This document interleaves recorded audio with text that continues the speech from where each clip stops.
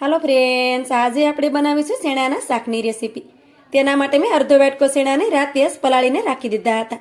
તો શેણાને તમે જોઈ શકો છો કે શેણા છે તે આપણે સરસ રીતે ફૂલી ગયા છે. પછી તેમાંથી મેં પાણી હતું તેને પણ કાઢી લીધું છે. હવે શેણામાં આપણે ડુંગળી નાખીશું.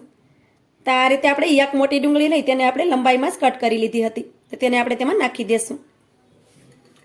તેની સાથે આપણે ટમેટું નાખીશું. તો એક ટમેટાને આપણે લંબાઈમાં જ કટ કરી લીધું હતું, તો તેને પણ નાખી દેશું. તેની સાથે આપણે લીલા મરચાંના ટુકડા નાખી દેશું. સાથે જ આપણે આદુ અને લસણની પેસ્ટ નાખી દેશું. થોડીક આપણે લસણની આખી કળી નાખીશું. હવે તેમાં આપણે સ્વાદ પ્રમાણે મીઠું નાખી દઈએ. અડધી ચમચી ભરી આપણે તેમાં ધાણા જીરું પાવડર નાખી દઈએ. થોડીક આપણે તેમાં હળદર નાખી દેશું. થોડોક આપણે તેમાં ગરમ મસાલો નાખી દેશું. એક ચમચી ભરી આપણે તેમાં લાલ મરચુંનો પાવડર નાખી દેશું. તીખું તમે તમારા પ્રમાણે ઓછું કે વધારે પણ કરી શકો.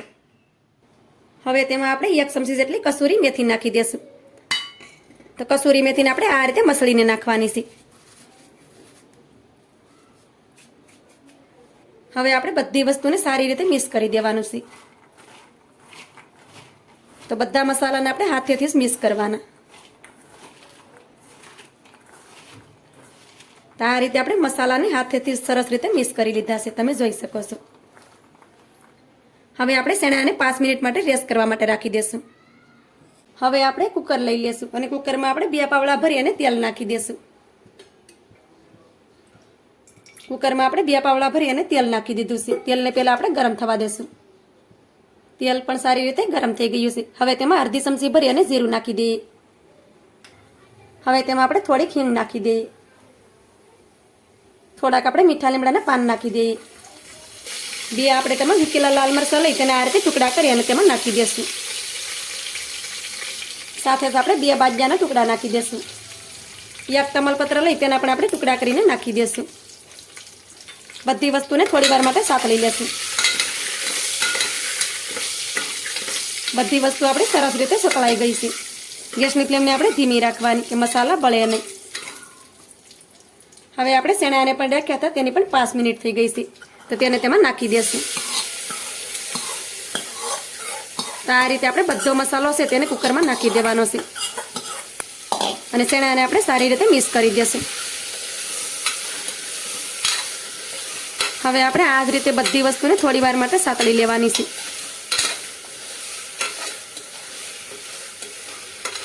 તો આ રીતે આપણે બધી વસ્તુને થોડી વાર માટે સાતળી લીધી છે અને મસાલા પણ આપણે સરસ રીતે સતળાઈ ગયા છે. હવે આપણે હલકું ગરમ પાણી લેવાનું છે. તો તેમાં આપણે 1.5 ગ્લાસ ભરી અને હલકું ગરમ પાણી નાખી દેશું.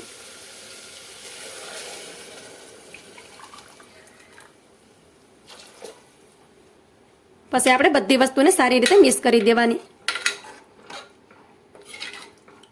તો બધી વસ્તુને આપણે સરસ રીતે મિક્સ કરી દીધી છે.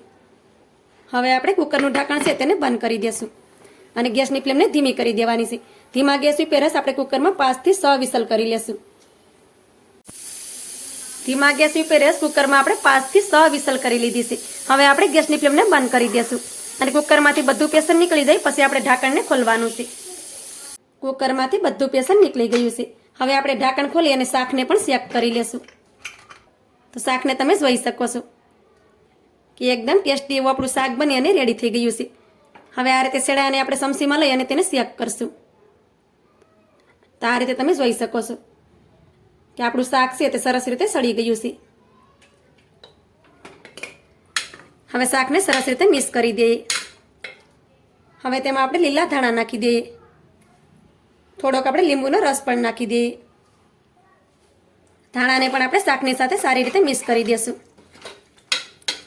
તો આપણું ગ્રેવીવાળું શાક બની અને રેડી થઈ ગયું છે, તમે જોઈ શકો છો. હવે શાકને આપણે સર્વ કરી લેશું.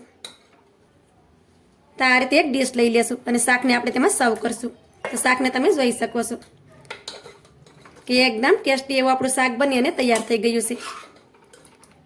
આ રીતે તમે એકવાર શાક બનાવી લીધું તો તમે વારંવાર આ જ રીતે શાક બનાવશો.